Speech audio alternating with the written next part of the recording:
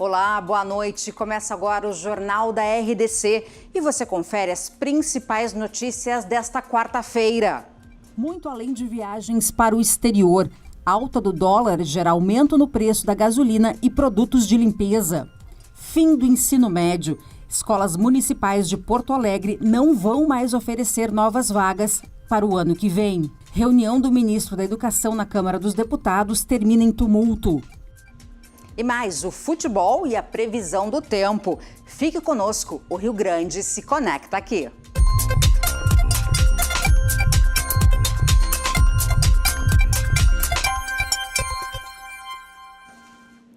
A gente começa o Jornal da RDC falando sobre a alta do dólar. A forte oscilação da moeda americana não está afetando apenas quem viaja para o exterior. Ela também vem gerando aumento nos preços da gasolina, alimentos e vários outros produtos que você nem imagina. O dólar vem aumentando nos últimos dias. Em fevereiro, custava R$ 3,66. Hoje, fechou acima de R$ 4,00. Bom, o dólar sempre tende a responder a questões macroeconômicas brasileiras, né? Então, acho que a gente pode dizer que a alta recente dos dólares é devida, em grande parte, à questão política, né? A incerteza política que a gente está passando agora. Será que a reforma da Previdência vai ser aprovada ou não? Né? O presidente Bolsonaro parece estar encontrando dificuldades maiores para aprovar as medidas no Congresso do que se esperava. A gasolina é a primeira a sofrer alterações no valor, porque como a cotação do barril do petróleo é feita em dólar, os reajustes são constantes. O petróleo é uma commodity, está atrelado a dólar e a preço internacional. Nós estamos aqui no Brasil, desde o início do ano, com uma variação na gasolina das refinarias para as distribuidoras aproximadamente 35%. Isso tudo reflete um movimento atual de elevação de barril de petróleo e elevação do dólar. Aliado a isso, a nossa alta carga tributária que nós temos em cima desse produto, que no estado é quase 50% em cima do combustível da gasolina, temos esse preço alto que todo consumidor está sentindo hoje. Na última quinzena, essa média estava em 4,68, ela passou para 4,78. Isso eleva mais o custo do combustível para os postos de gasolina. Então é uma espiral inflacionária quando está em movimento de suba. Quando sobe o dólar, sobe o barril do petróleo, o imposto começa a subir atrás. Mas o dólar acaba alterando o preço de tudo. Outros produtos também tendem a aumentar, principalmente os itens importados, como limpeza e higiene, além dos alimentos. Em especial, os derivados do trigo, que neste ano terão aumento no índice de importação próximo a 70%, conforme a Câmara Setorial das Culturas de Inverno do Ministério da Agricultura. A elevação do dólar pesa diretamente no bolso das pessoas que pretendem viajar para o exterior, como explica o presidente da Associação Brasileira de Agências de Viagem. No turismo, a gente está um pouquinho acostumado já com essa oscilação, essa elevação da moeda, principalmente nos últimos tempos, e geralmente tem acontecido que nos primeiros 2, 3 dias, onde a moeda começa a oscilar, há uma pequena pausa, uma pequena freada nos negócios, né? As pessoas não deixam de viajar, mas elas procuram as agências para se adaptar ao momento. Mas o que muda mesmo é que às vezes as pessoas até estão considerando de viajar, por exemplo, para 7 noites no Caribe, elas acabam pensando em ficar 7 noites no Brasil. Então, não há uma queda muito grande nas vendas, mas há uma tentativa de adaptar ao momento, adaptar ao valor que a pessoa pode consumir e planeja gastar. Por isso, é preciso buscar alternativas para driblar o aumento da moeda americana. A gente sempre recomenda que procure sua agência de viagem, que procure passar a eles o valor ou o orçamento que tem para que o agente de viagem possa se adequar e montar direitinho uma viagem dentro do seu orçamento. E para aqueles que estão até viajando já nesse momento, evitar o gasto no cartão de crédito, porque esse sim, né, é o que pode ter uma grande diferença daqui a 30 dias quando vier a fatura do cartão e a pessoa está consumindo no exterior. O economista Guilherme fala como o consumidor pode se prevenir com a disparada do dólar. Não tem muito que o consumidor pode fazer a não ser ficar de olho nos preços, né? Então você tem que pesquisar, né, fazer aquilo que o consumidor está acostumado a fazer, né? Sempre pesquisar, ir atrás das ofertas, dos produtos mais em conta, né? Tentar priorizar os produtos nacionais, né? Tentar substituir os produtos importados por nacionais. E naqueles que a gente não pode cortar, como por exemplo o combustível, é muito difícil a gente cortar combustível, você vai ter que acabar economizando mesmo, né? Quanto maior for a probabilidade da reforma da Previdência ser aprovada em curto prazo de tempo, né, as reformas importantes para a economia brasileira forem aprovadas num curto espaço de tempo, menor vai ser o risco, né, de investir no país. Consequentemente, mais investidores estrangeiros vão investir no Brasil, e isso vai impactar na redução da taxa de câmbio, né, do real vai se apreciar, né, então vai estancar o aumento do preço do dólar. As escolas municipais de Porto Alegre não vão mais oferecer novas turmas no ensino médio. A decisão da Prefeitura vai entrar em vigor a partir de 2020. A partir do ano que vem, a Escola Municipal Dr. Liberato Salzano, no bairro Sarandi, não receberá novas turmas para o ensino médio e técnico. Os alunos matriculados até este ano não serão prejudicados, pois têm garantia e direito à conclusão do curso, conforme a Prefeitura.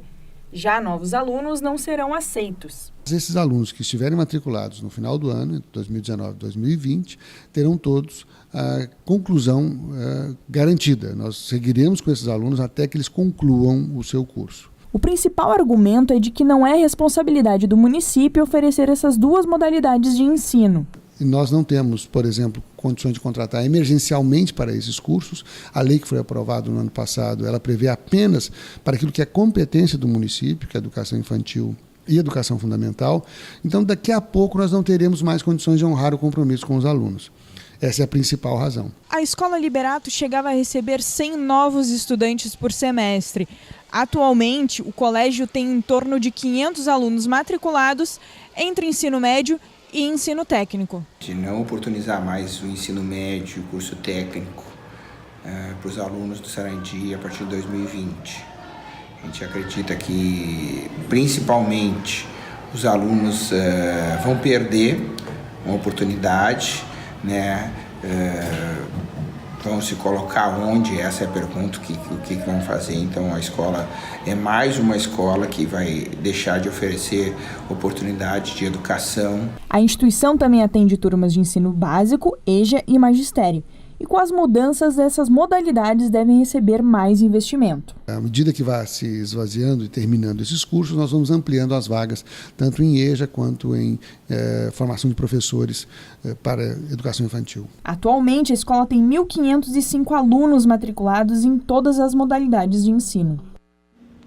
O ministro da Educação esteve hoje na Comissão de Educação da Câmara dos Deputados em Brasília para falar sobre metas e desafios que o governo projeta para a área. A sessão terminou em confusão. A sessão da Comissão de Educação começou na manhã desta quarta-feira com uma apresentação feita por Abraham Weintraub. Respondendo a questionamentos de parlamentares, o ministro voltou a falar do contingenciamento de gastos. O Brasil está com números fiscais péssimos, essa é a realidade. Não adianta falar que 2 mais 2 é 30, não adianta falar que o sol não vai nascer amanhã. A verdade é a seguinte, do ponto de vista econômico, fiscal, a ciência econômica, os cálculos todos indicam que sim, a gente precisa fazer. Em fazendo o certo, a gente vai ter um alívio econômico. Esse alívio econômico vai gerar bem-estar para a população. A gente está há 20 anos fazendo o errado. Talvez valesse a pena a gente tentar fazer o certo para ver o resultado. O ministro também criticou o método Paulo Freire. Não tem nenhum outro país do mundo que adota o modelo Paulo Freire. Então, assim, geralmente, quando uma coisa é muito boa, a gente copia, a gente imita, a gente pega as pessoas, como tem tantos educadores que são usados, europeus, hoje em dia está chegando, que são usados aqui no Brasil e a gente não vê isso. Então, de novo, a inferência estatística mostra que Paulo Freire, entendo, não vou falar que eu respeito, eu tolero a opinião, respeitar eu respeito quem ganha o prêmio Nobel, o Heckman eu respeito.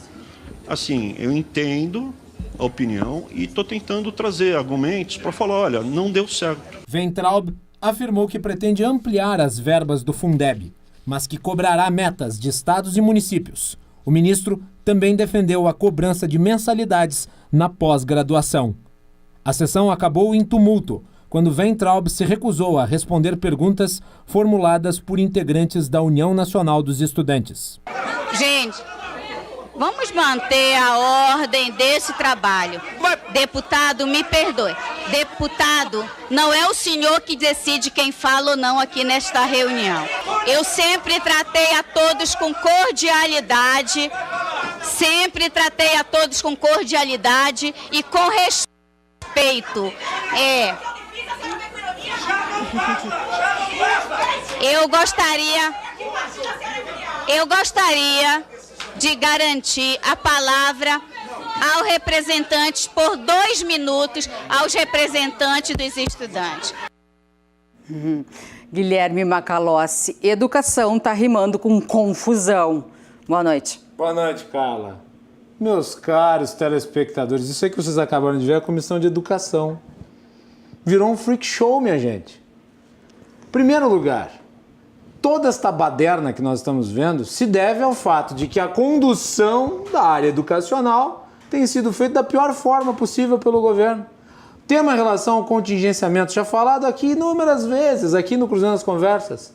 É um tema técnico que precisa ser debatido com qualificação, mas não com esta retórica ideológica para lacrar nas redes sociais, que parece ser a preferência de quem está no poder. No que isso contribui? Tem mais um trecho, Carla, que acabou não indo para o ar para não ficar tão extenso. Mas a deputada Tabata Amaral, do PDT, de quem, devo dizer, tenho enormes divergências, reclamou e que teria sido respondida, questionamentos que teria feito, de forma que o seu celular fosse divulgado em material distribuído para a comissão. Ela prometeu processar o ministro da Educação. E os ministros da Educação do governo Bolsonaro parecem tarimbados para dar palco para os seus adversários.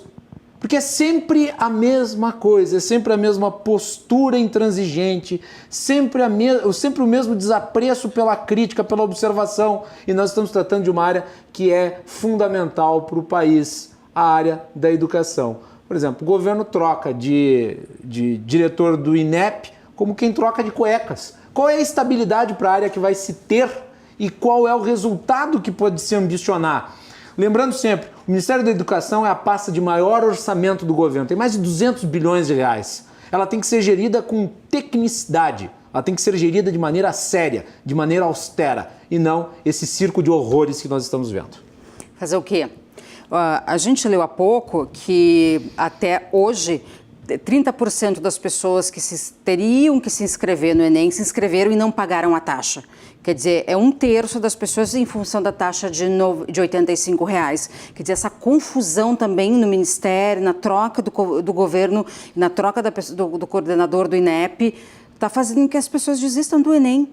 Pois é, criou-se, Carla, uma certa instabilidade, falta de previsibilidade. Chegou até em algum momento a se dizer que talvez não houvesse, nem vai haver, mas o temor na sociedade é de que a prova não se realize em virtude dessas confusões contínuas que nós vemos no MEC.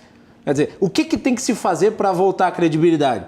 Tem que se trazer o MEC para um caminho de seriedade que possa implementar as políticas que o governo acha que são adequadas, mas de uma maneira antenada, adequada, e não dessa forma que nós estamos vendo aí, porque daí só se cria o quê? Polêmica inútil, que serve para movimentar a rede social, mas não para definir uma área tão importante como essa.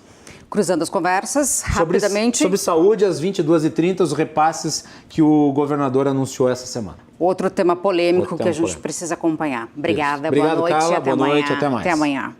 Bom, a gente segue falando de notícias ainda em nível nacional. Após críticas, o presidente Jair Bolsonaro publicou um novo decreto sobre as regras para posse e porte de armas no país. Mais de 20 pontos foram modificados, segundo informações do Planalto. Para uso de defesa pessoal, o governo veda a concessão de porte de armas de fogo portáteis, como fuzis, carabinas e espingardas, e não portáteis, como, por exemplo, aquelas que podem ser carregadas por mais de uma pessoa. Além disso, a Agência Nacional de Aviação Civil segue como responsável por definir as regras para transporte de armas em voos. O decreto anterior dava essa atribuição ao Ministério da Justiça. Quanto à prática de tiros por menores, o decreto afirma que a autorização só pode ser concedida a partir dos 14 anos e com o aval dos 2 responsáveis.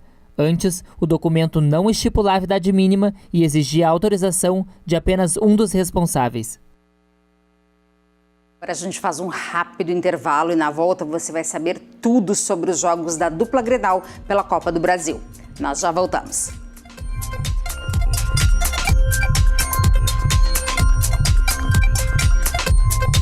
Estamos de volta com o Jornal da RDC. Fabiano Dallazen foi reconduzido ao cargo de Procurador-Geral da Justiça hoje pelo governador Eduardo Leite. Dallazen é o atual Procurador-Geral de Justiça e ficou em primeiro lugar na lista tríplice apresentada ao Palácio Piratini. Ele ficará no cargo por mais 2 anos. O anúncio do governador Eduardo Leite foi feito durante almoço Tá na Mesa, da Federação. Dallazen defendeu a necessidade de buscar um trabalho equilibrado com o governo do estado. Agora vamos falar sobre a previsão do tempo. O dia foi de pancadas de chuva em várias regiões do estado. O Instituto Nacional de Meteorologia alerta para mais um dia de chuva intensa em algumas áreas. Vamos ver como fica o clima para esta quinta-feira. Na capital, a previsão é de chuva ao longo de todo o dia, mínima de 18 e máxima de 21 graus. Na região noroeste do estado, em Cruz Alta, o alerta é de temporal. As temperaturas variam entre 15 e 20 graus.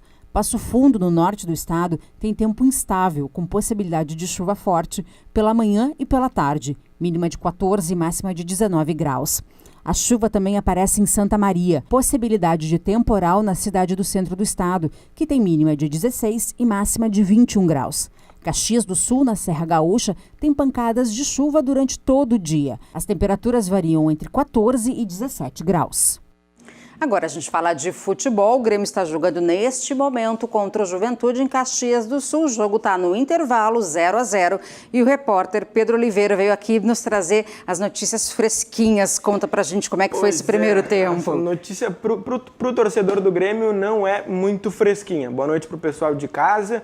O Grêmio está empatando contra o Juventude, um jogo muito burocrático, está chovendo agora em Caxias, então os dois times estão com muito mais medo de perder do que vontade de ganhar. O jogo da volta acontece semana que vem, os dois times estão se respeitando muito, aquele jogo que tem balão, é um jogo muito complicado para as duas partes. Quem perde mais com isso é o Grêmio, que precisa do resultado, não está numa fase tão boa e tem a obrigação de ganhar, porque o Juventude, com todo respeito ao Juventude, mas está na Série C e a obrigação é toda do Grêmio. Então a situação para o torcedor gremista está um pouquinho complicada. É de torcer muito no segundo tempo. Pois é, vamos ver se no segundo tempo o Grêmio faz aquilo que não está fazendo no primeiro, porque no primeiro tempo o Grêmio não conseguiu trocar a bola, os laterais tiveram apareceram poucas vezes no ataque, e assim o Grêmio não vai conseguir o gol. Se um gol acontecer, provavelmente vai ser por uma desatenção do time que sofreu o gol.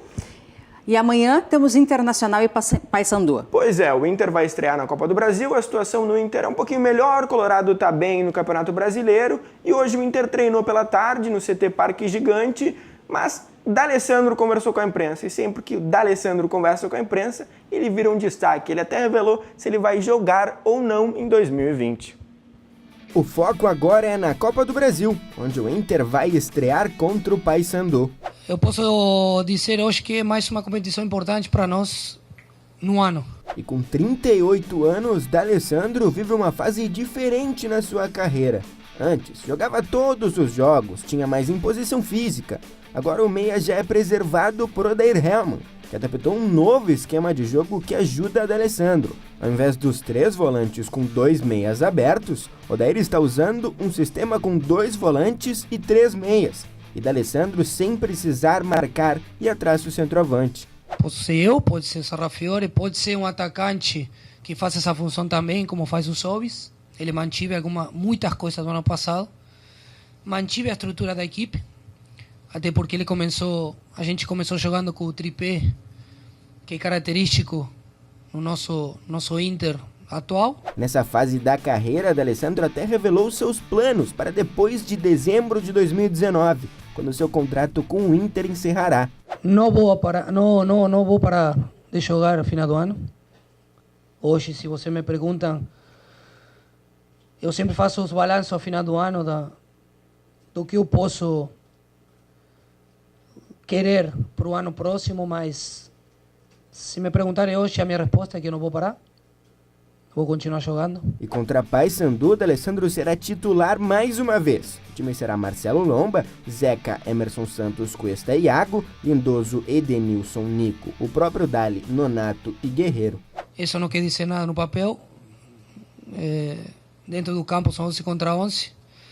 Futebol, e sempre falamos a mesma coisa, mas é verdade, está muito igualado, muito parelho. A partida que o Colorado jogará contra o Paysandu será parecida com a do final de semana contra o CSA. O Inter vai enfrentar um time de menor expressão, mas que dessa vez está na Série C e com aspirações diferentes do Colorado na Copa do Brasil. O CSA é um time muito parecido com o Paysandu. Um time que não se esperou, que fechou as linhas, que ficou esperando atrás para a gente perder a bola e sair de contra-ataque. Foi assim que nos complicou nos primeiros 5 minutos do jogo. Pois é, aí o D'Alessandro falou que são 11 contra 11, mas mesmo assim a obrigação é total do Inter ganhar, porque o Paysandu está na Série C e não tem a mínima obrigação, mas pretende vir aqui para Porto Alegre para fazer um bom resultado. Pedro, que horas é o jogo do Inter? Amanhã, às 8 horas da noite, com cobertura especial da RDC. Então, o que a gente vai fazer amanhã? O jornal da RDC vai entrar às 9, no horário do Dois Toques do Cadu. E assim que acabar o jornal, entra o Dois Toques com toda a repercussão. Às 9h30. Às 9h30. O jogo deve terminar às 9h45, mas pega o restinho do jogo do Inter e toda a repercussão do jogo do Inter, que a gente espera que seja vitorioso. E aí com todas as informações do futebol. Isso aí, perfeito. Fechado? Todas as coletivas, zona mista, sala de imprensa, vai estar tudo no Dois Toques de amanhã. Legal. Bom trabalho, querido. Obrigada por estar aqui no jornal. Obrigado. Pela primeira vez ao vivo aqui, né? Prazer é meu. Sempre que legal. quiserem, tô aí. Legal, obrigada. Bom, o Jornal da RDC fica por aqui, mais notícias amanhã no Rio Grande em Movimento ao meio-dia. Você fica agora com o Cruzando as Conversas, que vai debater a saúde. Um abraço para todos, porque hoje é o dia do abraço. Sintam-se abraçados, todos que nos acompanham. Um abraço e até amanhã.